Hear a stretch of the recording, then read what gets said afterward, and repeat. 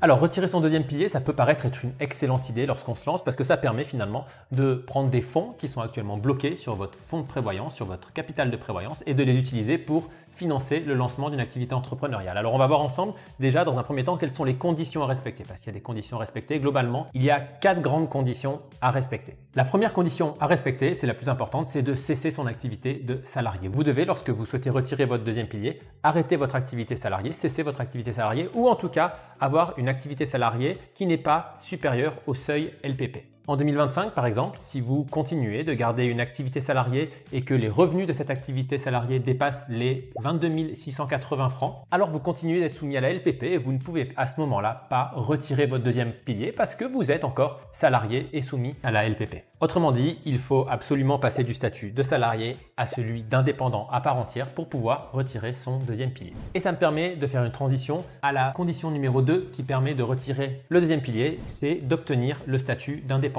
Lorsque vous souhaitez vous lancer et que vous souhaitez retirer votre deuxième pilier, vous devez obtenir le statut d'indépendant. Alors, on a plein de vidéos qui parlent de ce statut d'indépendant, mais globalement, pour devenir indépendant en Suisse, il faut démontrer qu'on l'est. Qu'est-ce que ça veut dire? Ça veut dire qu'il va falloir commencer son activité, il va falloir avoir des factures d'achat qui justifient de l'activité indépendante, des factures d'achat relatives à votre activité, des investissements peut-être. Il va falloir également avoir des factures de vente, des premiers clients que vous allez encaisser, des preuves de contrat. Il va également falloir que vous ayez peut-être une assurance responsabilité civile professionnelle pour votre activité. Bref, il va falloir s'affilier à une caisse AVS, faire une demande d'indépendant. Il va falloir que ce dossier d'indépendant soit accepté et que la caisse AVS reconnaisse votre statut d'indépendant. Une fois que votre statut d'indépendant est reconnu, vous avez à ce moment-là 12 mois pour retirer votre capital de prévoyance pour financer votre activité professionnelle. Cela ne peut se faire qu'une fois que l'activité indépendante a été reconnue par la caisse AVS. Cela veut dire que cela ne peut se faire que lorsque vous êtes officiellement affilié en tant qu'indépendant à la caisse AVS que vous aurez choisie.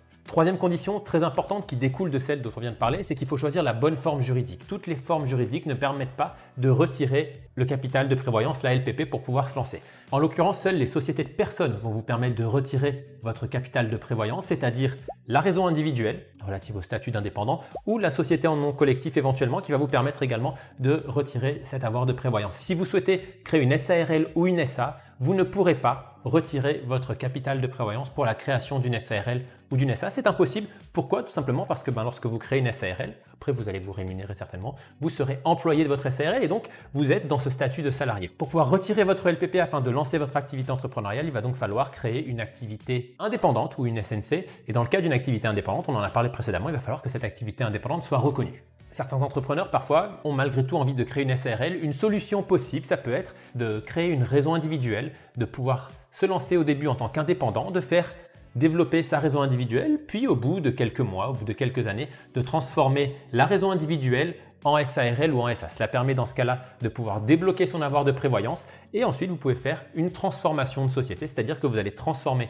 votre raison individuelle en SARL. C'est quelque chose de tout à fait possible, de tout à fait réalisable. Bien sûr, il y a des implications fiscales, ça c'est clair, mais vous allez pouvoir faire de cette manière-là, c'est-à-dire tout d'abord créer votre raison individuelle, débloquer votre capital de prévoyance, développer l'activité jusqu'au moment où vous souhaitez transformer votre raison individuelle en SARL. Enfin, dernier point très important pour pouvoir retirer sa LPP, surtout si vous êtes marié, c'est un point qui va ne concerner que les personnes mariées, il vous faudra l'accord de votre conjoint ou de votre conjointe pour pouvoir retirer votre capital de prévoyance dans le but de lancer une activité entrepreneuriale. Pourquoi? Parce que lorsque vous décidez de retirer votre deuxième pilier, vous allez impacter la prévoyance commune de votre couple et donc il va falloir l'accord écrit de votre conjoint qui confirme qu'il vous autorise à retirer votre capital de prévoyance pour le lancement d'une activité entrepreneuriale.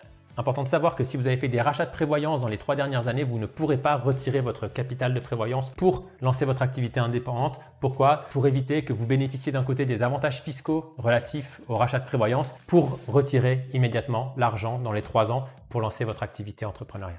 Donc en résumé, vous avez compris, si on veut se lancer en utilisant le capital de prévoyance, il faut se lancer au travers d'une activité indépendante, il ne faut pas se tromper de structure juridique et il faut surtout arrêter toute activité salariée ou en tout cas ne pas dépasser le seuil relatif à la LPP qui change chaque année.